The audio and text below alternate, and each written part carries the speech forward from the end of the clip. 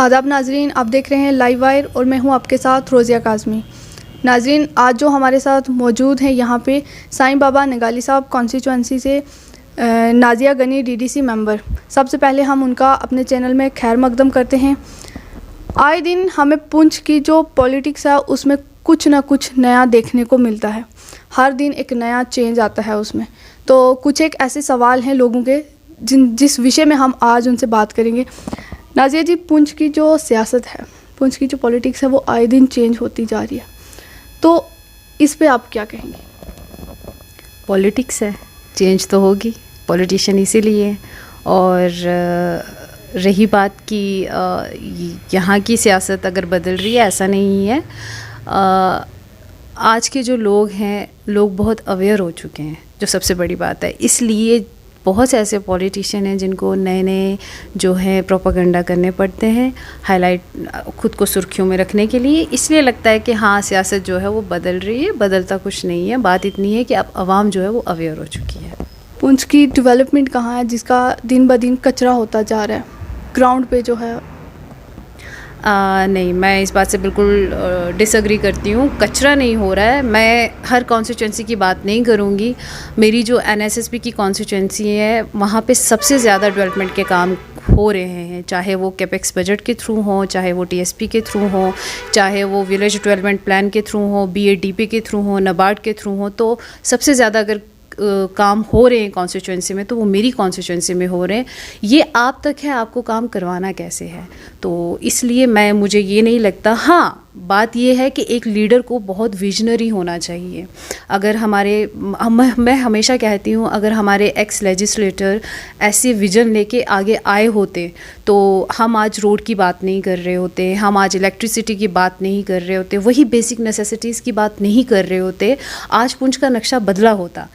आज अगर आवाम उन्हीं चीज़ों से महरूम है, सप्रेस्ड है इतनी, तो उसका रीज़न यही है कि हमारे जो लीडर्स रहे हैं, मैं लीडर्स नहीं बोलूँगी, वो लीडर्स नहीं होते। लीडर्स जो होते हैं वो काम करते हैं। हमारे जो पॉलिटिशियंस, सो कॉल्ड पॉलिटिशियंस रहे हैं, वो ऐसे रहे हैं जिन्होंने कभी पब्लिक के फेवर में कुछ किया नहीं है।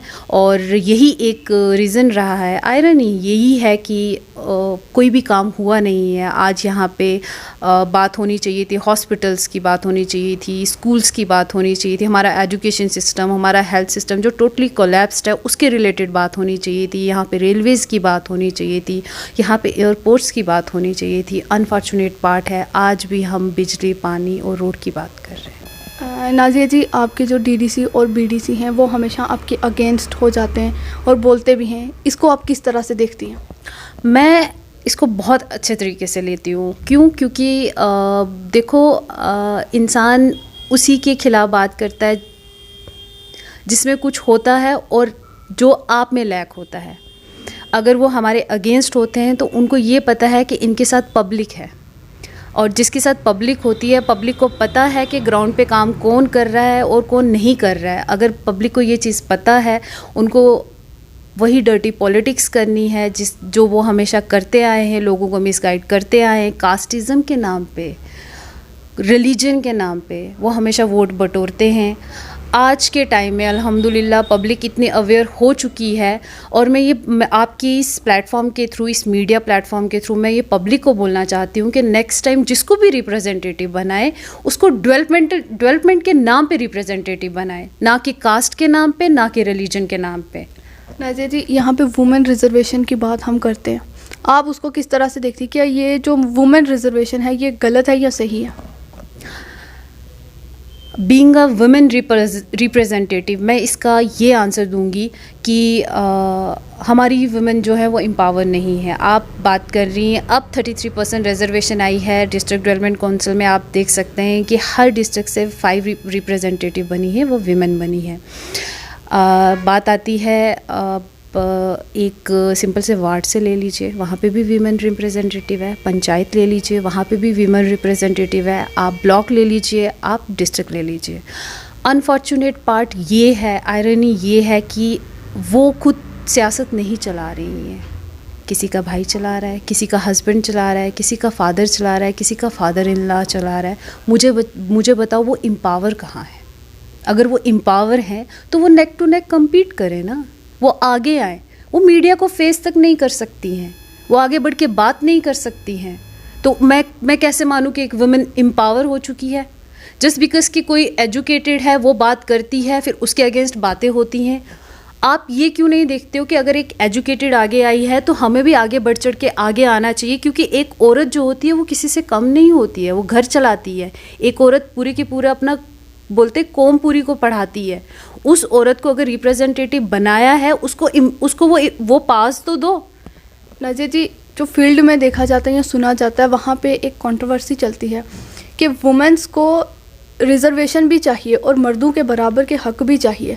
अगर ये मर्दों के बराबर खड़े होने का खुद को समझती हैं तो फिर इनको रिजर्वेशन क्यों? फिर तो जो मर्द हैं उनके लिए भी रिजर्वेशन होनी चाहिए। बात वही आती है ना, वुमेन को हमेशा सप्रेस्ड किया गया, उसको हमेशा उतना ही महदूद किया गया कि तुम्हें इतना पढ़ना है, उसके बाद तुम्हें शादी करनी है और तुम्हें दूसरे घर चले जाना है। बात ये है, आज वो टाइम नहीं रहा है जहाँ पे वुमेन घर पे बैठी रहती हैं। आज वुमेन हर जगह compete करती है, और आपको पता है जितनी कॉम्पिटेंट एक वुमेन होती है उतना मैन नहीं होता है। जितने अच्छे से किसी भी माशरे में एक औरत, चाहे वो घर हो, चाहे वो आप देखो हमारे ब्यूरोक्रेट्स हों, चाहे वो पॉलिटिशियन हो, चाहे किसी भी फील्ड में आप देख लीजिए, एक विमेन जो कर सकती है वो मैन नहीं कर सकता, क्योंकि विमेन को अल्लाह ताला ने एक बैलेंसिंग पावर के साथ वो हर चीज़ को बैलेंस कर लेती है। क्या मर्द वो घर भी चला सकता है, सियासत भी चला सकता है? क्या मर्द घर भी चला सकता है, ऑफिस भी चला सकता है? आंसर इज़ नो, वो विमेन ही चला सकती है। तो रिजर्वेशन ये तो एक तरीके से बस हो गया कि विमेन को रिजर्वेशन दे दी, भाई हमने बहुत बड़ा एहसान कर दिया। हमें एहसान नहीं चाहिए, ये एहसान की बात नहीं है। हम डिज़र्व करते हैं, हम अपनी कैपेबिलिटी के दम पे ये चीज़ें कर सकते हैं और हम करते हैं। नाज़िया जी, आपने महिलाओं के लिए कौन कौन सी ऐसी स्कीम्स लाई हैं फील्ड में जो पहले नहीं थी? देखो, विमेन एम्पावरमेंट के लिए पहले भी बहुत सी स्कीम्स थी। अनफॉर्चुनेट पार्ट ये है कि वो स्कीम्स कभी भी इम्प्लीमेंट नहीं हुई। अभी रिसेंटली एडीडीसी सर के साथ मेरी मीटिंग हुई थी, जिसमें बीडीसी चेयरपर्सन भी थे, मैं भी थी, पुंछ के जो डिस्ट्रिक्ट डेवलपमेंट काउंसिल के मेंबर हैं वो भी थे, और बीडीसी चेयरपर्सन पुंछ के भी थे, और बहुत से ऑफिशियल्स थे। वो सोशल वेलफेयर डिपार्टमेंट के थे, हॉर्टिकल्चर के थे, एग्रीकल्चर के थे, फिशरी के थे। तो उनको मैंने ये बोला कि विमेन को भी बेनिफिशरी बनाया जाए, और उन्होंने इस चीज़ की एश्योरेंस दी है कि हाँ, विमेन जो है उसको भी बेनिफिशरी बनाया जाएगा, ताकि वुमेन को सिर्फ सोशली नहीं इकोनॉमिकली भी एम्पावर किया जाए। और सेकेंडली कि मैं ये चाहती हूँ कि मैं हमेशा चाहे वो मेरा इंटरव्यू हो, चाहे मेरी मीटिंग हो, चाहे किसी हायर अथॉरिटी से बात हो, मैं हमेशा बोलती हूँ कि एक जो है नोडल ऑफिसर विमेन लेके आओ, ताकि जितनी भी विमेन एम्पावरमेंट की स्कीम्स होती है ना, वो प्रॉपरली ऑथेंटिक तरीके से जो है वो इम्प्लीमेंट हो जाए। और एडमिनिस्ट्रेशन के लिए भी मैं यही बोलूँगी कि इनको ब्लॉक वाइज जो है सेमिनार्स करने चाहिए, ताकि हमारी जो विमेन हैं, बहुत शाई हैं, उनका भी कॉन्फिडेंस बूस्ट अप हो सके, क्योंकि हमारे गांव की औरतें ऐसी ही हैं। और कॉन्फिडेंस बिल्ड होगा तो क्या आपको लगता है कि वो कहीं किसी भी हाल में पीछे रह सकती हैं? नाज़िया जी, उसके बाद हमें बता दीजिए कि अगर एक मिनट रोकना। नाज़िया जी, सबका साथ सबका विकास आपके लिए क्या महत्व रखता है? ये आप ये मुझसे पूछ रहे हैं या जिनका ये स्लोगन है उनके लिए पूछ रहे हैं? नहीं, मैं ओवरऑल ऐसे ही पूछ रही हूँ, क्योंकि अभी मेंबर हैं, पॉलिटिशियन है अभी। बिल्कुल, मैं अग्री करती हूँ, सबका साथ सबका विकास होता है अगर आप सबको साथ लेके चलें तो। अगर आप वहाँ पे भी फेवरेटिज्म करेंगे तो किसी का भी विकास नहीं होगा। डिवाइड एंड रूल जहाँ पे भी चलेगा वहाँ पे विकास नहीं होगा। आप रिलीजन के नाम पे, कास्टिज़म के नाम पे अगर पॉलिटिक्स करेंगे तो विकास कभी भी नहीं हो सकता। नाज़िया जी, अगर आपको पॉलिटिकल सिस्टम में कुछ 3 चीज़ों का बदलाव करने का मौका मिले तो सबसे पहले ऐसी कौन सी 3 चीज़ें होंगी जिनको आप बदलना चाहेंगी? करप्शन सबसे पहले, क्योंकि कहीं ना कहीं हमारे यहाँ के लोग, मैं उनको कसूरवार नहीं समझती हूँ। उनको ऐसा लगता है कि हाँ, हमें 100 रुपया देने से, 200 रुपया देने से क्या जाता है, हमारा काम जल्दी हो जाएगा। उनको ये चीज़ समझनी चाहिए कि नहीं, अगर हम बोलते हैं ना किसी को इनिशिएट लेना पड़ता है, अगर वो इनिशिएट लेंगे, वो रिजिड हो जाएंगे, वो अगर उस चीज़ के लिए खड़े हो जाएंगे, उनके साथ 10 और खड़े होंगे, क्योंकि वो अफोर्ड नहीं कर सकते। तो मैं हाँ, करप्शन बिल्कुल हटाना चाहूँगी। सेकेंडली, पॉलिटिक्स का मुझे नहीं पता, पर हाँ मैं पुंछ का एजुकेशन सिस्टम टोटली चेंज करना चाहती हूँ ताकि हमारे यहाँ बहुत टैलेंटेड बच्चे हैं, ताकि वो नेक टू नेक compete कर सकें, वो चाहे स्पोर्ट्स को लेके हो, वो चाहे एजुकेशन को लेके हो। तो ये चीज़ें मैं ज़रूर बदलाव करना चाहूँगी इनका। और तीसरी चीज़ मैं ज़रूर चाहूँगी कि विमेन जो है ना पुंछ की स्पेशली, वो पॉलिटिक्स में अभी 33% है, वो विलिंगली आए आगे, और आगे आके जितना हो सके उतना इस चीज़ में एक्टिवली पार्टिसिपेट करें, क्योंकि एक विमेन की पार्टिसिपेशन मैन के कंपैरिजन में बहुत डिफरेंट है। विमेन बहुत कुछ कर सकती है। नाज़िया जी, आंगनवाड़ी वर्कर 2018 से सैलरी के लिए प्रोटेस्ट कर रहे हैं, आप उसके लिए या जो पॉलिटिक्स हैं वो उनके लिए क्या कर रहे हैं? सिर्फ बयानबाजी या काम भी? सिर्फ आंगनवाड़ी की बात नहीं है, आप होम गार्ड की बात ले लीजिए, आप ये रैबरे खेल तालीम के जो टीचर्स हैं उनकी बात ले लीजिए। हर किसी के साथ डिस्क्रिमिनेशन हो रहा है। डिस्क्रिमिनेशन पॉलिटिशियंस कर रहे हैं। कौन कर रहा है? जो सेंटर में गवर्नमेंट है। जो हम तो यूटी में, हमारा तो आपको पता है हमारा गवर्नर रूल है, एलजी सर है हमारे ऊपर, और जहाँ तक हमारी डीडीसीज़ की बात है तो हमें एम्पावर नहीं किया गया कि हम उनके लिए उतना कुछ कर सकें। हम अपनी आवाज़ उठा सकते हैं, उठाते हैं, हर जगह उठाते हैं और आगे भी उठाएंगे। और बिल्कुल हाँ, अगर किसी के हक़ की बात है तो हम उनका हक़ उन तक ज़रूर दिलाएंगे। अनएम्प्लॉयमेंट एक बहुत बड़ा मसला है प्रेजेंट टाइम में। इसी के चलते सुसाइड भी हो रहे हैं, डिप्रेस होके जो बच्चे हैं, जो स्टूडेंट्स हैं वो भी कर रहे हैं। तो आप इस पे क्या कहेंगे?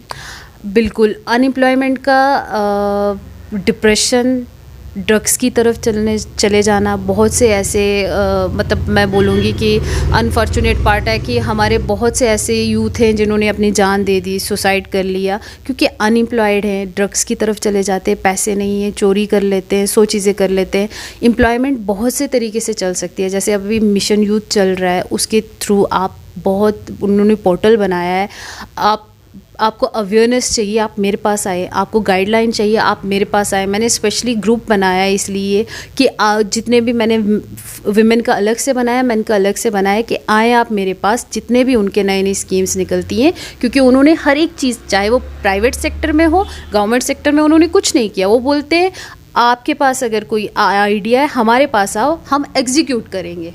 मैं उनको बोलती हूँ आगे बढ़ चढ़ कर आओ, और ख़ुद को जितना हो सके इन जितने भी एंटी सोशल ये चीज़ें हैं इनसे जितना दूर रह सकते हो रहो। एम्प्लॉयड हो सकते हो, आप तक है, आपकी विलिंग, आपकी बोलते हैं ना विल पावर तक है, आपकी विल पावर तक है, एम्प्लॉयड हो सकते हो। ज़रूरी नहीं है गवर्नमेंट सेक्टर में जाओ, ऐसा नहीं है। आप प्राइवेट सेक्टर में बहुत कुछ कर सकते हो, और करेंगे भी, ऐसा नहीं है कि नहीं करेंगे। बात इतनी है कि उनको गाइडलाइन देने वाला कोई नहीं है। तो मैंने ओपनली मैं आपकी इस मीडिया प्लेटफॉर्म के थ्रू भी ये बोलना चाहती हूँ कि ये सब मोस्ट वेलकम, आओ मेरे पास, मैं आपको गाइडलाइन देती हूँ, मैं आपको बताती हूँ कौन कौन सी स्कीम्स आ रही हैं, आपको कैसे उस चीज़ को फॉलो करना है और कैसे खुद को उसमें इनरोल करना है और उसका कैसे यूज़ करना है। वुमेन एम्पावर है। नाज़िया जी, पुंछ में एक और बात हमें जो देखने को मिली, अगर कोई वुमेन फील्ड में आके काम कर रही है, जैसे अभी आप हैं, आप खुद फील्ड में जाती हैं, काम कर रही हैं, तो अगर कोई उसको कम्पीट नहीं कर सकता, तो कहीं आपको ऐसा नहीं लगा कि वो डायरेक्टली और इनडायरेक्टली उसके कैरेक्टर पे उंगली उठाई जाती है? पुंछ की बात कर रही हूँ मैं। देखो, इस मामले में मेरा ऐसा, मैं बहुत ब्लंट हूँ। करैक्टर की बात जहाँ आती है, मुझे नहीं लगता कि कभी किसी ने करैक्टर पे बात की हो। हाँ, डिस्क्रिमिनेशन ज़रूर होती है, क्योंकि वो होता है ना कि सुप्रियोरिटी कॉम्प्लेक्स हमेशा मेल को रहता है, सभी को नहीं रहता है, कुछ को रहता है, उनको सुप्रियोरिटी कॉम्प्लेक्स रहता है। वो आपको हर मोड़ पे, एक वुमेन को हर मोड़ पे वो किसी न किसी तरीके से बैकअप करने की ज़रूर कोशिश करेंगे कि कुछ ना कुछ हम ऐसा बोलें कि ये इस चीज़ से हट जाए। लेकिन हम औरतें होती हैं, हम इतनी ईज़िली गिव अप नहीं करती हैं। लेकिन गांव की जो औरतें हैं, बच्चियां हैं छोटी छोटी, वो काम बहुत करना चाहती हैं। हमने देखा भी है कि टैलेंट भी है उनमें, लेकिन इसी बात के चलते अगर थोड़ा सा काम कर लिया, फील्ड में आई, 2-4 लोगों से उन्होंने बात कर ली, तो उनके कैरेक्टर पे उंगली उठाई जाती है, जिसके डर से वो घर पे बैठ जाती हैं। क्या इस चीज़ को चेंज किया जा सकता है, या मेंस की ये मेंटालिटी है? नहीं, ये टोटली उनकी ये इमेच्योर मेंटालिटी है। देखो, किसी की मेंटालिटी को आप नहीं बदल सकते हो। कीचड़ में पत्थर मारोगे तो किस पे आके पड़ेगा वो पता ही है। इन लोगों का काम ही यही है, किसी को आगे बढ़ता हुआ देख नहीं सकते। लेकिन मैं सबसे यही बोलूँगी, स्पेशली मैं अपनी छोटी बहनों से बोलूँगी कि आगे बढ़ो, आपके लिए बहुत ज़्यादा अपॉर्चुनिटीज़ हैं, उन अपॉर्चुनिटीज़ को ग्रैब करो। मैं बहुत कोशिश कर रही हूँ कि पुंछ में एक विमेन कॉलेज खोला जाए, क्योंकि विमेन हमारे वहाँ गांव की जो बच्चियाँ हैं वो 12th तक पढ़ती हैं, उसके बाद उनके जो पेरेंट्स हैं वो शादी करवा देते हैं। पेरेंट्स का मैं नहीं बोलूँगी कि सभी पेरेंट्स की एक ऑर्थोडॉक्स सोच है, कुछ का सिक्योरिटी इश्यूज़ रहता है, प्रेशर में आ जाते हैं, उनको लगता है कि यहाँ से सिटी कैसे जाएंगे एंड फिर उसके बाद कोएड में कैसे पढ़ेंगे। तो उनके लिए मेरा हमेशा से ये रहा है कि एक विमेन कॉलेज होना चाहिए, और उसके लिए मैं हमेशा हर मीटिंग में ये इशू रेज करती हूँ और हमेशा करती रहूँगी जब तक यहाँ पे पुंछ में वुमेन कॉलेज नहीं मिलेगा। एजुकेशन बहुत इंपॉर्टेंट है, और जो काम करना चाहते हैं बहुत सी स्कीम्स निकलती हैं। मैंने कहा ना, मुझ तक आए, मैं आपको वो सारी की सारी हर तरीके से गाइडलाइन करने के लिए तैयार हूँ, क्योंकि मैं चाहती हूँ हमारे जो यूथ है, यूथ आपको पता है हमारा फ्यूचर है, हमारे जो यूथ है ये यूथ हर तरीके से आगे आए। नाज़िया जी, आपका बहुत बहुत शुक्रिया अपना कीमती समय हमें देने के लिए। नाज़रीन, ये थी हमारे साथ नाज़िया गनी, साईं बाबा निगाली साहब कॉन्स्टिट्यूंसी की डीडीसी मेंबर। ये हमेशा वुमेन एम्पावरमेंट की बात करती हैं और वुमेन के साथ ये हमेशा स्टैंड लेती हैं, हर एक के लिए ये स्टैंड लेती हैं। और इनका ये भी कहना है कि अगर किसी को पुंछ के अंदर कोई भी प्रॉब्लम कहीं पे हो रही है तो वो डायरेक्ट इनसे बात कर सकते हैं, जहाँ पे किसी का काम नहीं हो रहा वो इनसे बात कर सकते हैं। इसी के साथ मैं रोज़िया काज़मी और वीडियो जर्नलिस्ट इसरार काज़मी को दीजिए इजाज़त, और आप देखते रहिए लाइव वायर।